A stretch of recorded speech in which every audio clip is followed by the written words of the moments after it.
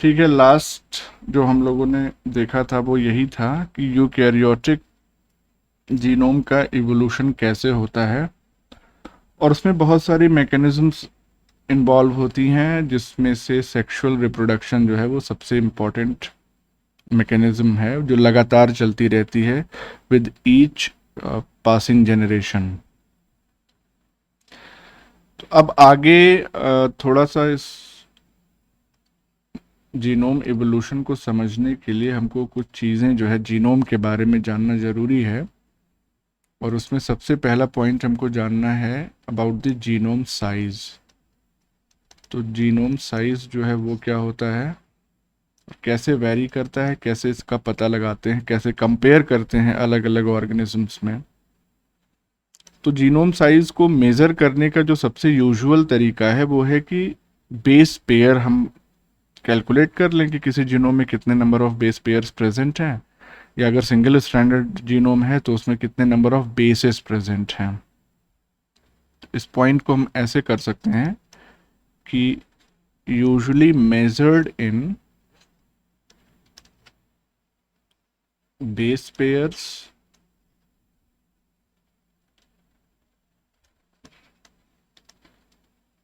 कहाँ पे, in double stranded DNA और बेसेस, और ये कहाँ पे, जहाँ पे जीनोम सिंगल स्ट्रैंडेड डीएनए या आरएनए का बना हुआ हो वायरसेस में।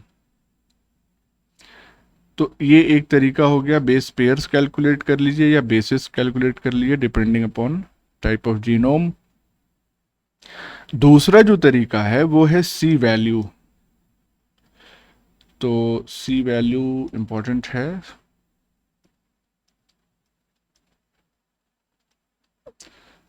अब सी वैल्यू वाले तरीके में हम क्या, basically C for chromatin, chromatin value की बात करते हैं। तो it is another major of genome size.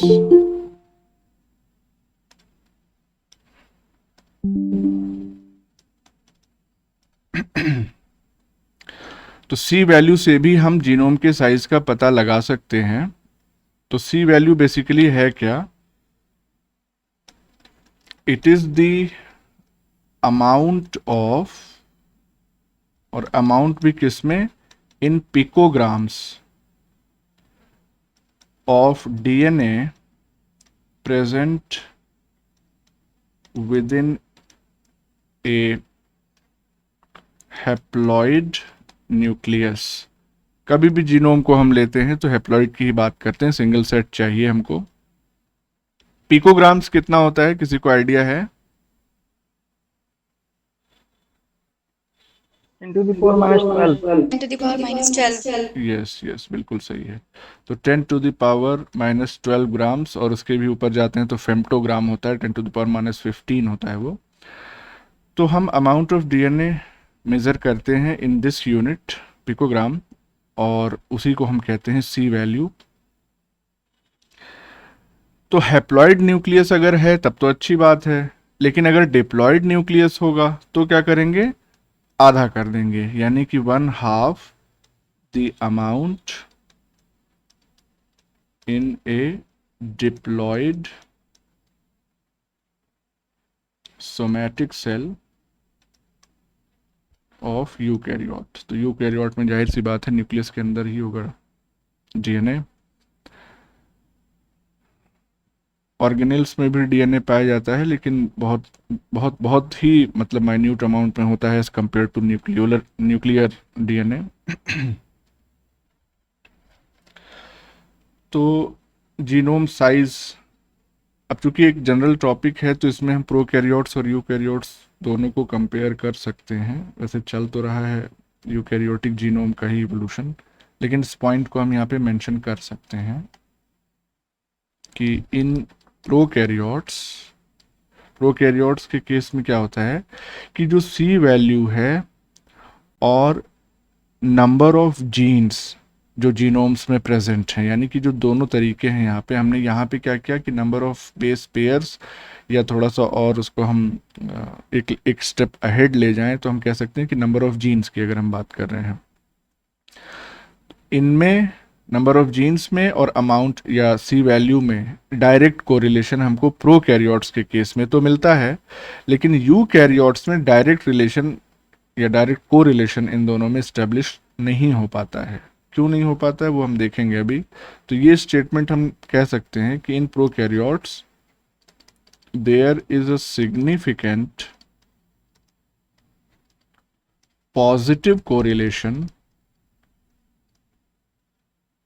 positive correlation between C value and the number of genes that compose the genome। तो कितना अमाउंट है डीएनए का वो यानी सी वैल्यू, और कितने नंबर ऑफ जीन्स हैं, इनको हम डायरेक्टली कोरिलेट कर सकते हैं जब हम बात करते हैं प्रोकैरियोट्स की। लेकिन जब हम यूकैरियोट्स की बात करते हैं तो ये मामला थोड़ा सा बदल जाता है। तो यूकैरियोट्स में क्या होता है, in eukaryotes there is a paradox, जिसको हम क्या कहते हैं, known as C value paradox. Paradox का मतलब होता है विरोधाभास, यानी कि दोनों चीजें एक दूसरे से ऑपोजिट जा रही हैं, एक दूसरे को कोरिलेट नहीं कर रही, सपोर्ट नहीं कर रही हैं। तो यूकैरियोट्स में हमको सी वैल्यू पैराडॉक्स देखने के लिए मिलता है। अब ये सी वैल्यू पैराडॉक्स होता क्या है, तो इसको अगर हम एक्सप्लेन करना चाहें तो यूकैरियोट्स के केस में जो जीनोम साइज है, यानी कि here the genome size is much larger than that would be expected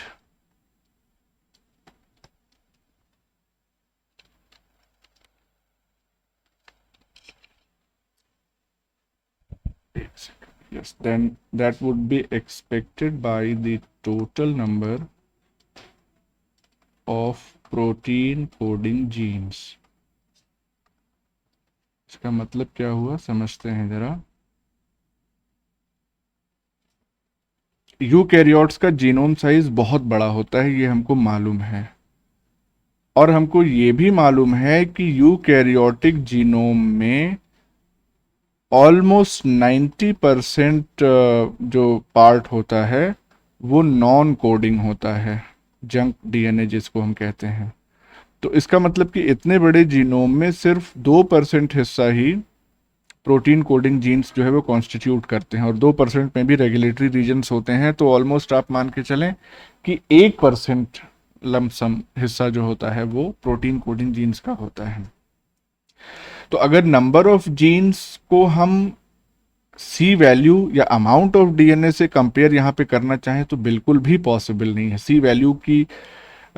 C value बहुत ज़्यादा आएगी और number of protein coding genes बहुत ही कम आएंगी। तो इसी वजह से हम क्या कहते हैं यहाँ पे कि 10 number of genes does not correlate with genome size. आप समझ ही सकते हैं कि ये 90% हिस्सा जो है वो, इसमें कोई भी प्रोटीन कोडिंग जीन नहीं है, तो वो कोरिलेट करेगा ही नहीं अपने आप को सी वैल्यू से। तो ये बेसिक डिफरेंस होता है, और इसी को सी वैल्यू पैराडॉक्स कहते हैं, जो कि यूकैरियोट्स में प्रेजेंट होता है, प्रोकैरियोट्स में नहीं। अब अगर जीनोम का साइज बढ़ाना हो तो उसके लिए क्या क्या तरीके ऑर्गेनिजम्स ने निकाले हैं। बढ़ाना मतलब कि during the course of evolution, एक जनरेशन में तो बढ़ेगा नहीं ये size, it will take time. तो genome size can increase by, अब तरीके देख लेते हैं हम। सबसे पहला है ड्यूप्लीकेशन। अगर कोई पर्टिकुलर हिस्सा जो है वो डुप्लीकेट हो रहा हो, उसकी एक्स्ट्रा कॉपीज ऐड हो रही हो और ऐसा होता है। इंसर्शन, बाहर से कोई डीएनए आ गया और इंसर्ट कर गया, जैसे कई बार वायरस का जो जीनोम होता है वो इंसर्ट कर जाता है, और वायरल जीनोम प्रोफाज के फॉर्म में बहुत कई जनरेशन्स तक प्रेजेंट रह सकता है। तो बहुत सारे वायरसेस का अगर इन्फेक्शन होगा और सब प्रोफाज की फॉर्म में रहेंगे तो जाहिर सी बात है इंसर्शन की वजह से जीनोम साइज इंक्रीज करेगा। देन पॉलीप्लॉइडाइजेशन, अगर पॉलीप्लॉइडी इंड्यूस हो गई किसी भी वजह से, एंडोमाइटोसिस की वजह से, या स्पिंडल प्रॉपरली फॉर्म नहीं हो पाया और जो सेल सेपरेट नहीं हो पाई, साइटोकाइनेसिस नहीं हो पाया, तो उसी सेल में अमाउंट ऑफ डीएनए जो है वो बढ़ जाएगा, नंबर ऑफ क्रोमोसोम्स बढ़ जाएंगे। Then recombination. अच्छा, रिकॉम्बिनेशन के साथ कंडीशन क्या है, क्या कि ये सिर्फ गेन ही नहीं कराएगा, यानी सिर्फ जीनोम साइज को बढ़ाता ही नहीं है, कभी कभी इसकी वजह से जीनोम साइज घट जाता है, तो it can also lead to loss of DNA. That depends, भाई रिकॉम्बिनेशन हो रहा है अगर किसी स्पेसिफिक पार्ट में, इस तरह से लाइक दिस, अगर रिकॉम्बिनेशन हो रहा है तो जनरली क्या होता है, रिकॉम्बिनेशन में भी दो टाइप के मेनली देखे जाते हैं। एक तो होमोलॉगस रिकॉम्बिनेशन होता है, दूसरा नॉन होमोलॉगस रिकॉम्बिनेशन है, जिसको इलेजिटिमेट क्रॉसिंग ओवर कहते हैं। तो जाहिर सी बात है अमाउंट जो है कभी घट बढ़ सकता है, यानी कि अगर इतना सेगमेंट जो है वो एक्सचेंज होना है तो हो सकता है यहाँ से थोड़ा सा ज़्यादा हिस्सा इसके पास चला जाए, तो इसके पास कमी हो जाएगी, क्योंकि ये छोटा हिस्सा इसके पास आ रहा है और ये रिलेटिवली थोड़ा सा बड़ा साइज ले रहा है, तो इस पर्टिकुलर क्रोमोसोम में जो अमाउंट है डीएनए का वो थोड़ा सा बढ़ जाएगा। This is possible.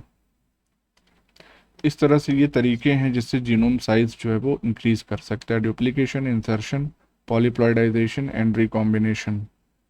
अगर इसका हम एग्जाम्पल आपको एक बताएं कि ऐसे ऑर्गेनिज्म जिनमें genome size in the course of evolution बढ़ा है, तो इसमें है हमारे कुछ फिलामेंटस प्लांट पैथोजेंस। अब स्पेसिफिक नाम याद रखने की उसकी ज़रूरत नहीं है, मैकेनिज्म ही हमारा मेन कंसर्न है। तो इसमें इसमें आखिर जीनोम साइज कैसे बढ़ता है, तो इनमें होता यह है बेसिकली कि genome is becoming larger due to repeat driven expansion. Repeat driven expansion का मतलब कि जैसे हमने बहुत तरीके के रिपीट्स आपको बताए हैं कि डीएनए में कई ऐसे सेगमेंट्स होते हैं जिनमें बेसिस जो है रिपीट करते हैं, like this ATT CCC G। अब ये एक चंक है 8 न्यूक्लियोटाइड्स का, यही फिर से रिपीट हो गया ATT CCC G, फिर से रिपीट हो गया। तो इस तरह के बहुत सारे रिपीट्स जो है वो प्रेजेंट रहते हैं लगभग सभी ऑर्गेनिज्म के डीएनए में। इनमें से कोई स्पेसिफिक रिपीट जो है वो अगर लगातार एक्सपैंड कर रहा है तो उसकी वजह से क्या हो सकता है कि जीनोम साइज बढ़ सकता है। और तरीके ये हमने आपको बता दिए कि इन तरीकों में से किसी एक तरीके से ऐसा हो सकता है। इससे होता क्या है, जनरली होता क्या है इसके केस में, इसी का जिसका हमने एग्जांपल लिया है फिलामेंटस प्लांट पैथोजेंस जो होते हैं, इनमें जो रिपीट रिच रीजन्स होते हैं, रिपीट रिच रीजन्स, इनमें क्या प्रेजेंट होता है, they contain genes coding for host interaction proteins. यानी कि एक सेकेंड,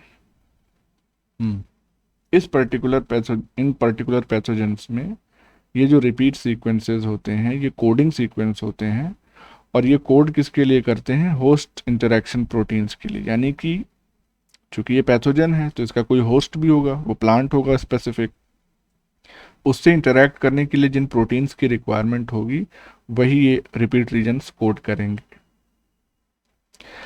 लगातार रिपीट्स जो है वो ऐड होते चले जाएंगे तो उससे फायदा क्या होगा, उसको हम थर्ड पॉइंट में अगर इंक्लूड करें, भाई हमने कहा रिपीट ड्रिवन एक्सपेंशन, यानी कि रिपीट्स की संख्या बढ़ती जा रही है, तो उससे फ़ायदा क्या होगा, यानी adding more and more repeats increases, क्या लिखा है, increases the possibility of new virulence factors through mutation and recombination। तो ध्यान दीजिएगा इस स्टेटमेंट पे, क्या कह रहे हैं हम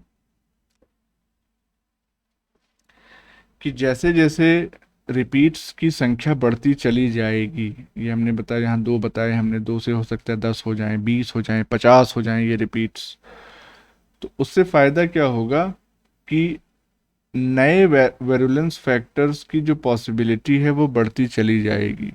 क्यों?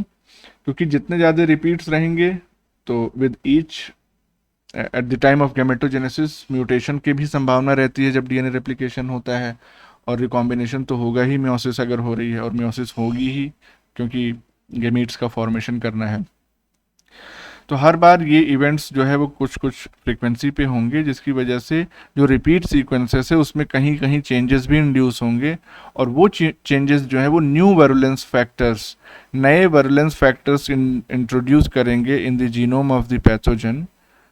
और इसकी वजह से क्या होगा कि कई बार जो होस्ट रेंज है या होस्ट स्पेसिफिसिटी है उसका दायरा बढ़ जाता है।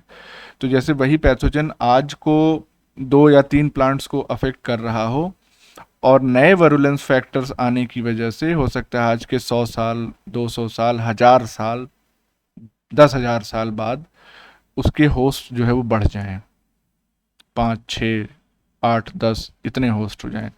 तो वो तो हमेशा अपनी कोशिश करेगा to utilize maximal resources. Evolution हमने आपको बताया है, ये एक लाइन में अगर आपको समझना है तो बस ये समझ लीजिए, the all the evolutions are occurring just to maximize the utilization of the resources available in the nature. यही स्टेटमेंट है, इसी से आप इवोल्यूशन समझ सकते हैं। तो ये भी वही काम कर रहा है, वो अपना वरलेंस फैक्टर्स की संख्या बढ़ा रहा है जिससे नंबर ऑफ होस्ट्स जो हैं वो भी उसके बढ़ जाएं और अच्छे से ये सर्वाइव कर सकें। तो ये तो हमने बताया क्या, जब जीनोम साइज बढ़ता है। जीनोम साइज जो है वो घट भी सकता है। तो दूसरा जो कंडीशन है इसमें क्या होगा कि जीनोम्स कैन ऑल्सो श्रिंक, तो साइज कम हो गया, सिकुड़ गया, बिकॉज ऑफ डिलीशन। अगर कुछ पार्ट डिलीट हो रहा है जीनोम से तो जाहिर सी बात है जीनोम का साइज कम हो जाएगा।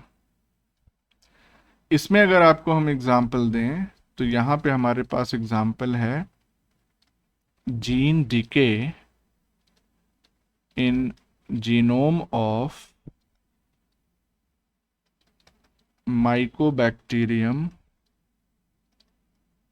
लेप्री। इससे कौन सी बीमारी होती है? माइकोबैक्टीरियम लेप्रोसी, हाँ, कुष्ठ रोग जिसको हम कहते हैं। स्किन पेरिफेरल न्यूराइटिस हो जाती है और स्किन जो है वो ऊपर की वो हटने लगती है उस पर्टिकुलर इलाके में, तो बहुत बेकार है ये बीमारी। खैर, तो ये जो बैक्टीरिया है during the course of evolution, इसमें क्या हो गया है कि बहुत सारी जीन्स इसने अपनी लूज कर दी हैं। तो it has lost many genes over time due to formation of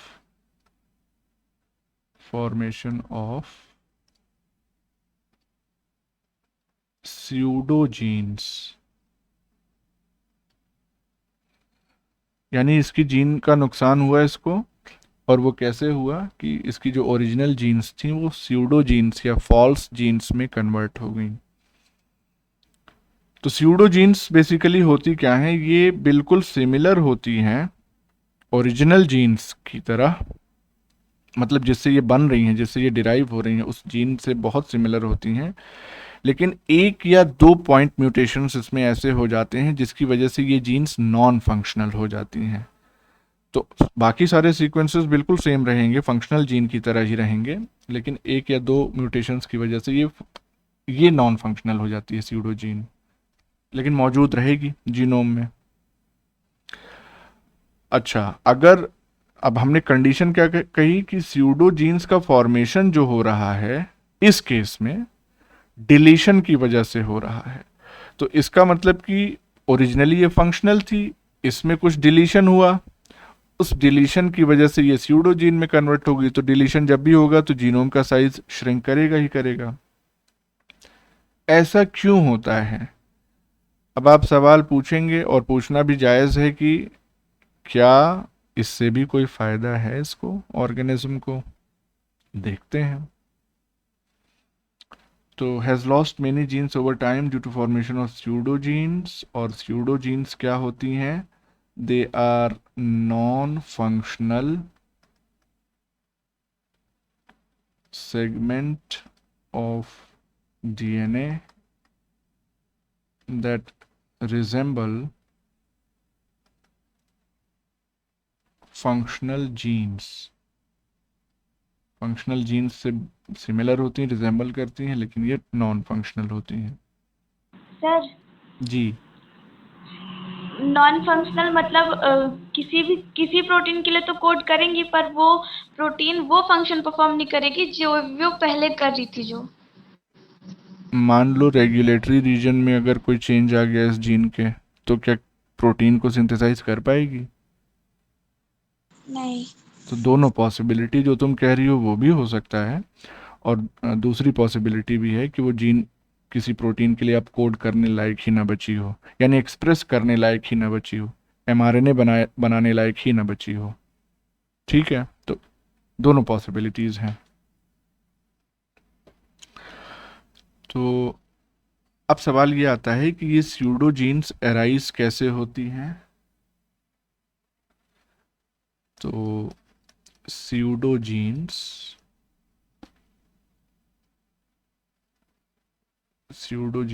arise as superfluous copies of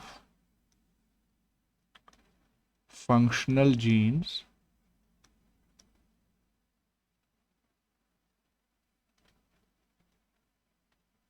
तो एक तो हमने डिलीशन का एग्जाम्पल बताया, कई बार ऐसा भी होता है कि कॉपीज़ तैयार हो जाती हैं ओरिजिनल जीन की, लेकिन जो कॉपीज़ बनती हैं वो नॉर्मल नहीं रहती हैं और वही स्यूडो जीन में तब्दील हो जाती हैं। तो उस कंडीशन में भी हम कहते हैं कि जीनोम का साइज़ जो है वो श्रिंक कर गया। सपोज़ करिए कि डीएनए अगर रेप्लिकेट कर रहा है और उस दौरान एक कॉपी तो ऑलरेडी प्रेजेंट है, दूसरी जब बन रही है वो सही से नहीं तैयार हो पाई, तो वो स्यूडो जीन में तब्दील हो गई। तो जिस जिस पर्टिकुलर ऑफस्प्रिंग में ये जीन जाएगी वहाँ तो ये बेकार ही रहेगी, कमी ही वहाँ पे वो पैदा करेगी। तो अब कमी का मतलब हमेशा नुकसान नहीं होता है, इसका हम अभी बेनिफिट भी देख लेते हैं। Pseudo genes arise as superfluous copies of functional genes, either directly, तो डायरेक्टली कैसे हो सकता है? बाय डीएनए डुप्लीकेशन और indirectly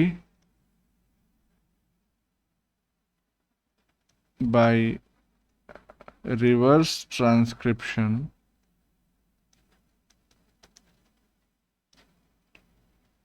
of an mRNA transcript।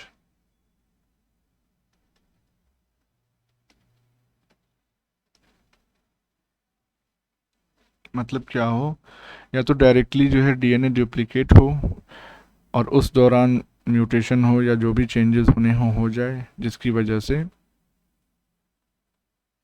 Pseudo gene में कन्वर्जन हो जाए नॉर्मल जीन का, या रिवर्स ट्रांसक्रिप्शन या ट्रांसक्रिप्शन हो नॉर्मल जीन का, और उसके बाद उससे cDNA बने और उस cDNA में कोई डिफेक्ट आ जाए। तो ये तरीके हैं स्यूडोजीन्स जिससे तैयार होती है।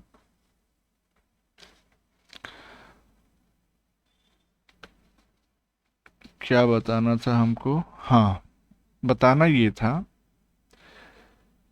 कि फ़ायदा क्या है, इस पर्टिकुलर ऑर्गेनिज्म को क्या फ़ायदा है, क्यों ये अपनी जीन्स को लूज कर रहा है। गेस कर सकते हो?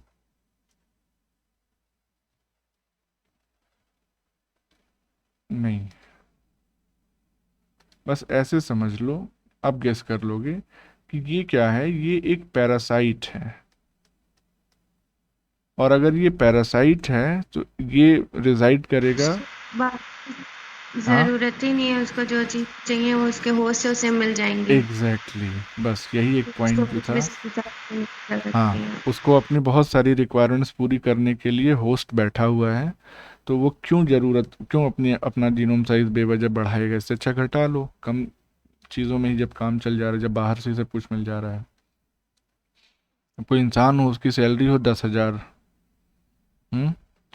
और उसके आसपास वाले, उसके माँ बाप, भाई बहन, वो महीने में उसको मिल मिला के 2-2.5 लाख भेजते रहें, तो क्या वो दूसरी नौकरी के लिए ट्राई करेगा? नहीं करेगा। वो कहेगा हमारा 5,000 हो जाए और दिक्कत नहीं है। तो वही काम इसके साथ हो रहा है। तो ये है रीज़न। तो सिर्फ हर चीज़ का बढ़ना ही फ़ायदेमंद नहीं होता है, कमी भी फ़ायदा दे सकती है।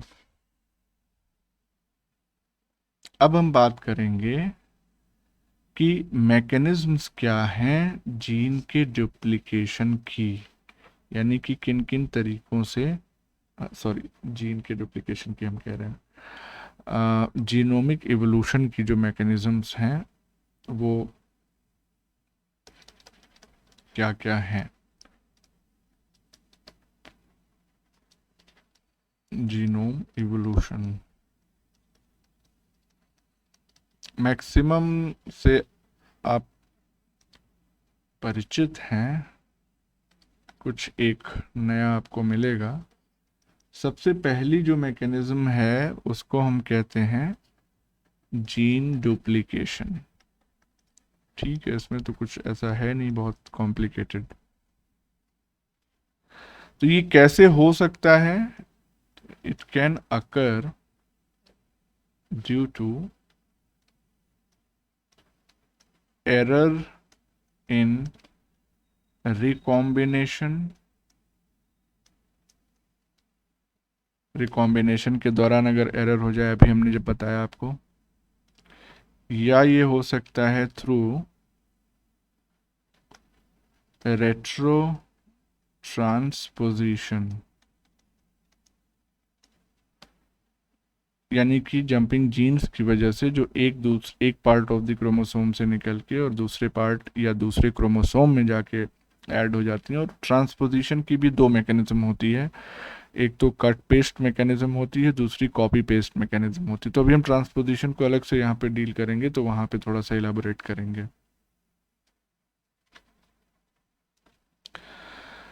अच्छा, जीन डुप्लीकेशन, इससे क्या फ़ायदा है in the course of genome evolution? तो इससे फ़ायदा ये है कि डुप्लीकेशन की वजह से जो जीन्स तैयार होती हैं, यानी कि डुप्लीकेट जीन्स आर ऑफन, यानी अधिकतर या अक्सर, immune to the selective pressure under which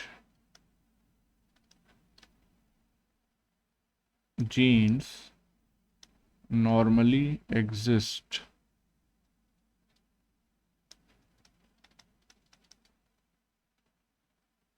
ये स्टेटमेंट समझ में नहीं आई होगी।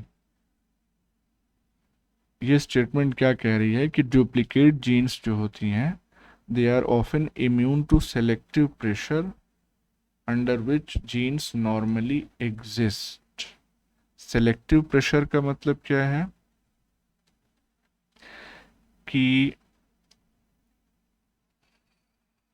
कोई भी जीन है, अगर इस जीन में म्यूटेशन हो रहा है, कोई चेंजेस हो रहे हैं और वो एनवायरनमेंट के हिसाब से नहीं हुए, चेंज हुआ और वो उस चेंज से उस पर्टिकुलर ऑर्गेनिज्म को नए एनवायरनमेंट में कोई बेनिफिट नहीं मिला, तो क्या होगा, धीरे धीरे ये जीन जो है वो, and the organism carrying this gene, वो पॉपुलेशन से गायब हो जाएगा, ख़त्म हो जाएगा। लेकिन अगर इसी जीन की कई सारी कॉपीज़ मौजूद हों, ये भी जीन, मान लीजिए जीन 1 थी, ये भी जीन 1 हो गई, ये भी जीन 1 हो गई, मल्टीपल कॉपीज़ में ये जीन 1 प्रेजेंट है, तो जाहिर सी बात है अगर कोई चेंज आना होगा तो इसमें मान लीजिए वो चेंज आ गया, इसमें वो चेंज नहीं आया, इसमें भी नहीं आया, इसमें चेंज आया and the change was not beneficial for the organism, ये गायब हो गई। लेकिन ये कॉपी कोई चेंज नहीं आया था, या इस कॉपी में कोई ऐसा चेंज आ गया जो बेनिफिशियल था, तो ये तो और अच्छे से रहेगी उस ऑर्गेनिज्म में। तो इसका मतलब जब सिंगल कॉपी प्रेजेंट रहेगी तो उसके ऊपर सेलेक्टिव प्रेशर ज़्यादा रहेगा, करो या मरो वाली सिचुएशन होगी। लेकिन यहाँ पे एक से ज़्यादा कॉपीज़ अगर प्रेजेंट होंगी तो जाहिर सी बात है ऑप्शंस मौजूद रहेंगे, हम अगर चले भी गए तो दूसरे हैं काम संभालने के लिए। तो duplicate genes are often immune to the selective pressure under which genes normally exist. और इसकी वजह से होता क्या है, यानी as a result a large number of mutations may accumulate in duplicate genes। जाहिर सी बात है इनकी कॉपीज़ अगर ज़्यादा होगी तो नंबर ऑफ म्यूटेशंस होने की संभावना भी ज़्यादा होगी, और जिससे ये म्यूटेशंस जो है धीरे धीरे एक्यूमुलेट होते रहते हैं जनरेशन आफ्टर जनरेशन। तो इस तरह से ये जीनोम साइज और जीनोम एवोल्यूशन दोनों को ये प्रोसेस अफेक्ट करती है। सेकेंड जो मैकेनिज्म है जीनोम एवोल्यूशन की, वो है होल जीनोम डुप्लीकेशन। तो ये तो हमने बताया था, जैसे एंडोपॉलीप्लॉइडी जब हो जाती है एंडोमाइटोसिस की वजह से, तो यहाँ पे सीधे हम एग्जाम्पल लिख सकते हैं पॉलीप्लॉइडी। यहाँ पूरा का पूरा जीनोम जो है वो डुप्लीकेट कर रहा है, जीन नहीं डुप्लीकेट कर रही है। यानी कि अगर पहले सेट था एन तो वो सेट हो जाए, वैसे एक्चुअली में पॉलीप्लॉइडी को हम एक्स से डिनोट करते हैं, तो ये हो जाता है 2x, अगले जनरेशन में हो सकता है 4x भी हो जाए। तो इस तरह से पॉलीप्लॉइडी जो है होल जीनोम डुप्लीकेशन का एक एग्जाम्पल है। और इससे फ़ायदा क्या होगा, इससे तो आप गेस कर सकते हैं क्या फ़ायदा होगा पॉलीप्लॉइडी से।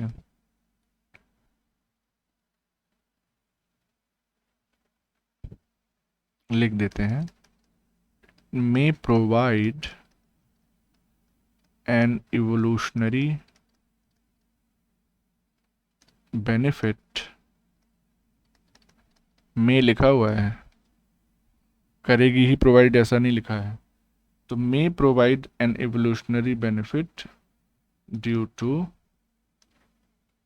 Multiple copies of a gene, thus creating a greater possibility of functional and selectively favored genes। तो पॉलीप्लॉइडी हो गई, कहाँ x नंबर ऑफ क्रोमोसोम्स से अब जस्ट डबल हो गए, तो जाहिर सी बात है जीन की कॉपीज़ भी बढ़ गई। और उससे क्या होता है कि फंक्शनल या सेलेक्टिवली फेवर्ड जीन्स की संभावना भी बढ़ जाती है, पॉसिबिलिटी बढ़ जाती है, जिसकी वजह से हम ये गेस कर सकते हैं कि उसकी वजह से कुछ ना कुछ बेनिफिट उस ऑर्गेनिज्म को मिल रहा होगा। This is another mechanism of genome evolution. तीसरा देखते हैं हम, ब्लू, थर्ड है ट्रांसपोजेबल एलिमेंट्स। ट्रांसपोजेबल एलिमेंट्स यानी जिनको हम क्या कहते हैं, जंपिंग जीन्स। किसने खोजा था सबसे पहले?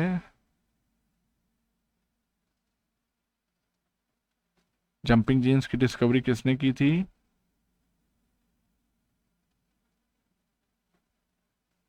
नहीं मालूम किसी को? किसी को तो मालूम होगा।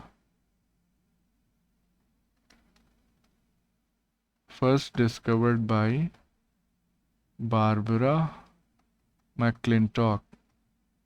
अब मालूम हो गया?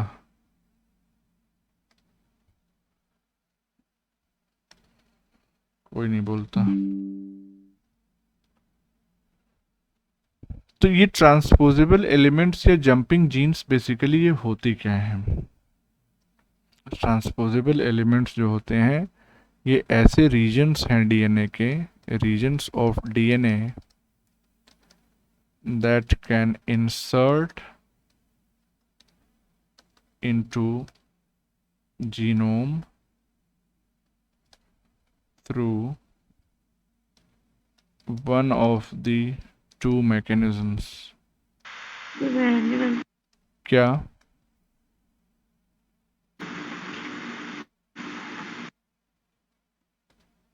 क्या हुआ? कोई कुछ बोल रहा है, बोलो।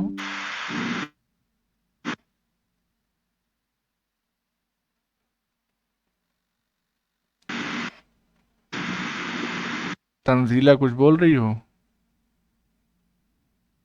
आवाज नहीं आ रही है मेरी क्या? तुम्हारी अब आई है, इससे पहले नहीं आ रही थी। बताओ क्या कह रही हो? हम इतनी देर से कह रहे हैं, इसके पहले वाली हेडिंग से मेरे पास कोई आवाज नहीं आ रही है। बाकी लोगों को मिल रही है मेरी आवाज? आ रही है। सबको आ रही है? आ तुम्हारा रही है। हाँ, नेट का इशू है। कोई बात नहीं, अब वीडियो देख लेना, क्या करेंगे अब। अभी आ रही है आवाज तंजीला?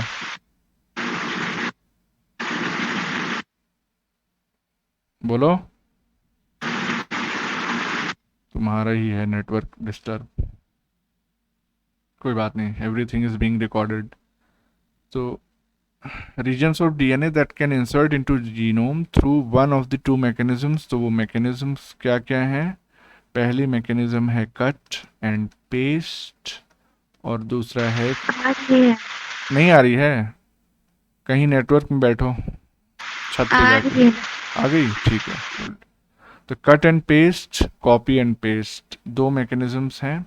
बहुत सिंपली इसको हम आपको बताएंगे, बाकी जब एग्ज़ाम वगैरह दे लो, फिर जब दोबारा आएंगे हम लोग क्लास में तो और अच्छे से डिटेल में समझाएंगे। ट्रांसपोजिशन मैकेनिज्म इतनी सिंपल होती भी नहीं है।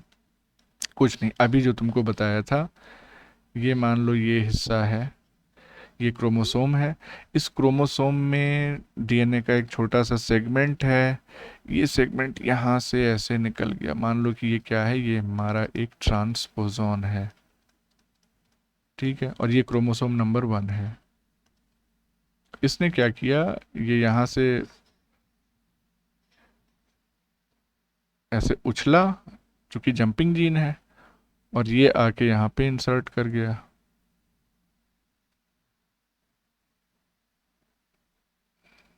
ये वाली हो गई मैकेनिज्म कट एंड पेस्ट। अब वो कैसे होता है, कौन कौन सी प्रोटीन इन्वॉल्व होती हैं, सब बाद में देखेंगे हम। दूसरे सिनारियो में क्या होगा कि ओरिजिनल क्रोमोसोम पे ये मौजूद था, ये, और इतना हिस्सा जो है एक दूसरी मैकेनिज्म में, this region is being duplicated, यानी कि ये जो ट्रांसपोजोन है इसकी कॉपी तैयार होती है। कॉपी ऑफ ट्रांसपोजोन, यानी कि सिंथेसिस इतने ही इलाके की होती है और उसके लिए भी जीन्स इसी के पास मौजूद होती है। तो कॉपी ऑफ ट्रांसपोजोन, और ये जो कॉपी है ट्रांसपोजोन की, ये अब जाएगी दूसरे क्रोमोसोम में या उसी क्रोमोसोम के दूसरे पार्ट में जा सकती है। ये तो हमने रेट्रो ट्रांसपोजिशन बताया, जब क्रोमोसोम्स चेंज होते हैं। तो ये कॉपी जाके यहाँ पे इंसर्ट हो गई, तो ये कॉपी एंड पेस्ट मैकेनिज्म हो गई। तो इंसर्ट कहाँ पे हो रहा है ये भी डिसाइड करेगा कि जहाँ इंसर्ट हुआ वो जीन फंक्शनल रही या नॉन फंक्शनल हो गई, या पहले से नॉन फंक्शनल हिस्सा था, नॉन कोडिंग हिस्सा था, और वहाँ पे जाके वो अटैच हो गई। तो तंजीला बोलो, कुछ बोलना चाह रही हो? ये ट्रांसपोजेबल एलिमेंट वाला समझ में आया आप लोगों को कि नहीं? जी सर आया। बहुत बेसिक है, बहुत ही बेसिक है। तो अब इसका एक आध फैक्ट हम आपको बता दें ट्रांसपोजेबल एलिमेंट का, कि the most common transposable element या ट्रांसपोजोन इन ह्यूमन जीनोम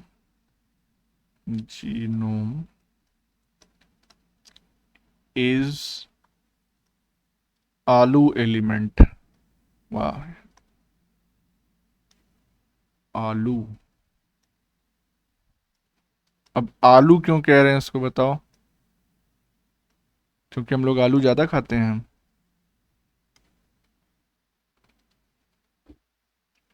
बता सकते हो? नहीं बता सकते हो। और इस आलू एलिमेंट की 1 मिलियन से ज़्यादा कॉपीज जो है वो जीनोम्स में हमारे प्रेजेंट है। हर एक सेल के जीनोम में 1 मिलियन 10 लाख से ज़्यादा इस ट्रांसपोजोन की कॉपीज मौजूद हैं। अभी जो आलू एलिमेंट होता है, हाँ बोलो। इसकी होमोलॉजी होती है आलू एलिमेंट से। किससे किसकी? एसआरपी रिसेप्टर में पढ़ा था, होमोलॉजी होती है। हाँ हाँ, वो तो उसका दूसरा अलग पैरामीटर है। आज तुम्हारी आवाज़ बहुत वो अजीब आ रही है, मेरे ख्याल से नेटवर्क इशू ज़बरदस्त है।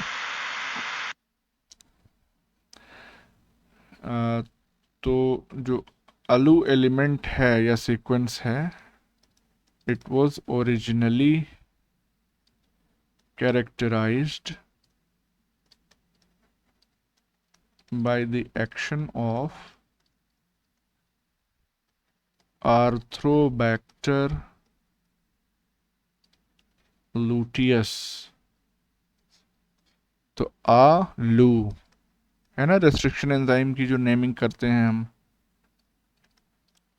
तो इसी रेस्ट्रिक्शन एंजाइम का यूज़ करके जब ह्यूमन जीनोम को अलग अलग फ्रैगमेंट्स में तोड़ा गया, तो उसमें इस तरह के ट्रांसपोजोन्स नज़र आए। तो चूँकि इस्तेमाल वही हुआ था एंजाइम, तो उसी के नाम पे इनका नाम आलू एलिमेंट रख दिया गया।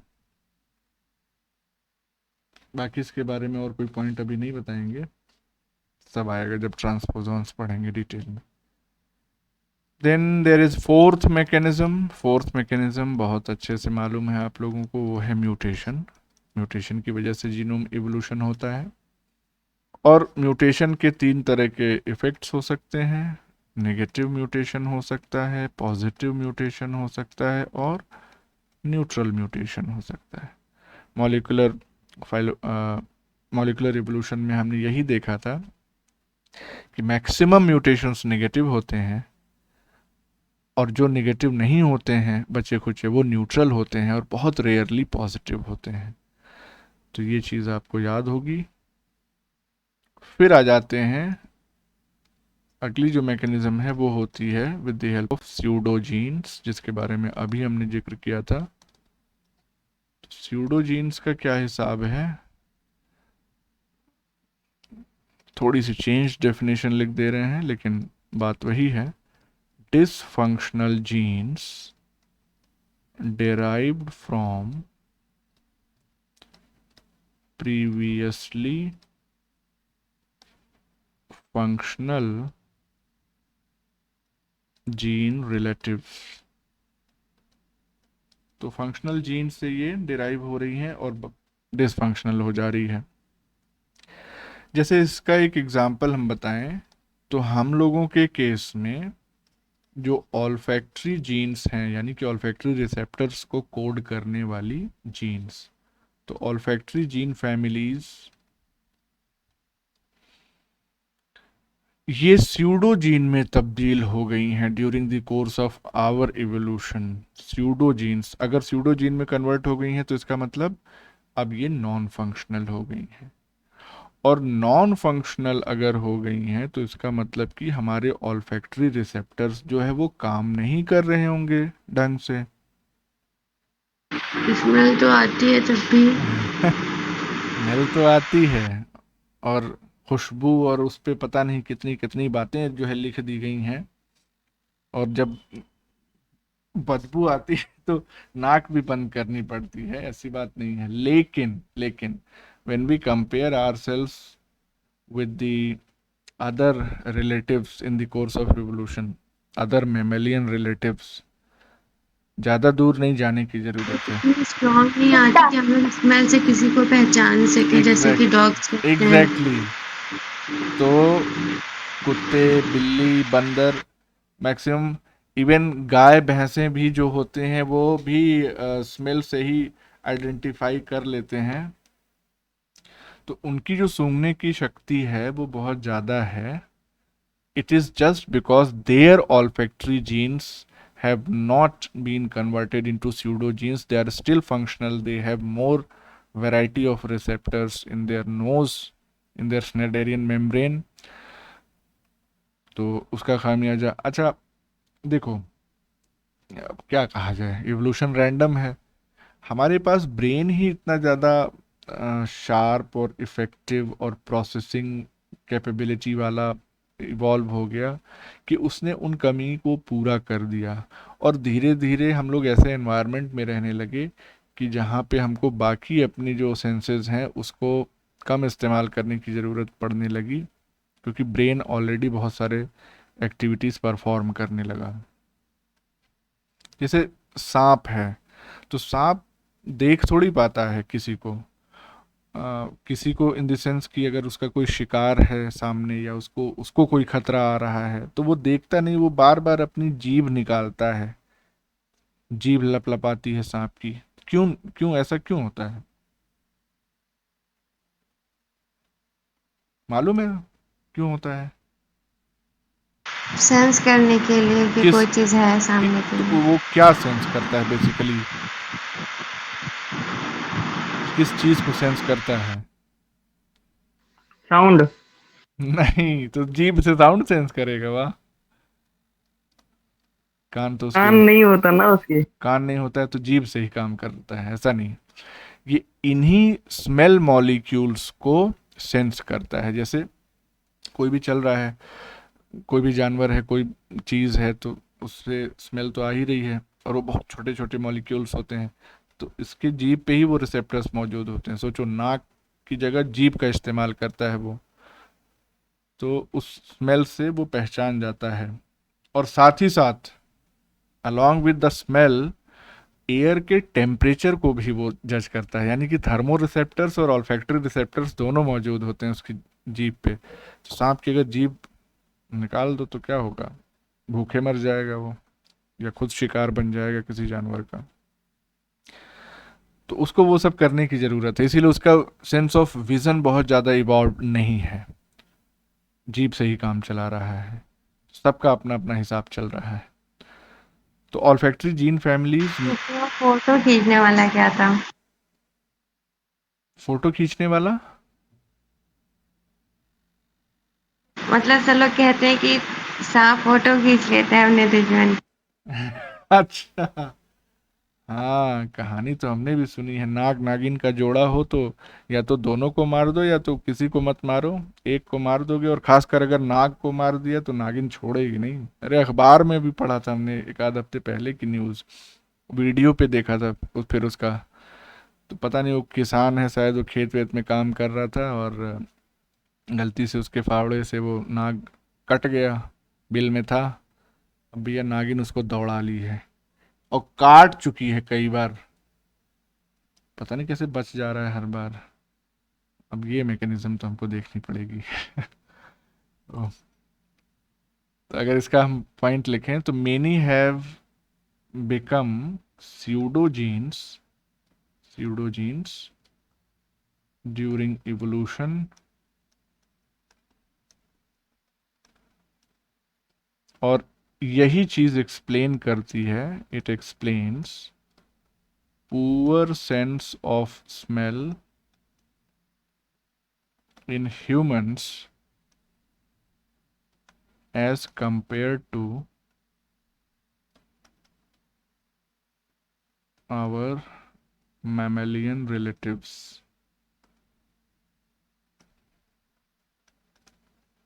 तो बाकियों में सेंस ऑफ स्मेल स्ट्रांग होती है। और फिर लास्ट मैकेनिज्म हम आपको बता दे रहे हैं, नंबर 5, एक्सॉन शफलिंग। और इसको थोड़ा सा बता भी चुके हैं कि ये बेसिकली किस तरह की मैकेनिज्म है। It is a mechanism to create new gene combinations. तो एमआरएनए की प्रोसेसिंग के दौरान जैसे ये था, इस तरह से ये हमारा एक्सॉन 1 है, एक्सॉन 2 है, एक्सॉन 3 है, ये इंट्रॉन मान लीजिए, ये भी इंट्रॉन है, ये भी इंट्रॉन है। तो अगर ऑल्टरनेटिव स्प्लाइसिंग होती है एक्सॉन 1 और 2, यानी E1 और E2 आते हैं साथ में, दूसरी पॉसिबिलिटी हो सकती है कि E1 और E3 आ गए साथ में, तीसरी पॉसिबिलिटी हो सकती है कि E2 और E3 आ गए साथ में। तो इस तरह से अलग अलग कॉम्बिनेशंस जो हैं वो एक्सॉन्स के बिकॉज ऑफ शफलिंग वो बन सकता है, and that gives rise to different types of genes. कुछ कह रही हो तंजीला? नहीं। तो इसी तरह से अलग अलग जीन कॉम्बिनेशंस जो है वो बन सकते हैं। तो ये कैसे होता है एक्सॉन शफलिंग, इसकी भी मैकेनिज्म्स हैं। तो इट अकर्स थ्रू, पहला जो है, पहली मैकेनिज्म वो तो यही है, ऑल्टरनेटिव आरएनए स्प्लाइसिंग। दूसरी मैकेनिज्म है ट्रांसपोजोन मीडिएटेड शफलिंग। ट्रांसपोजिशन में डिटेल में देखेंगे हम लोग, जो कट कॉपी पेस्ट मैकेनिज्म है उसकी वजह से भी एक्सॉन्स की शफलिंग हो सकती है। Then of course sexual recombination, और फाइनली नॉन होमोलॉगस रिकॉम्बिनेशन,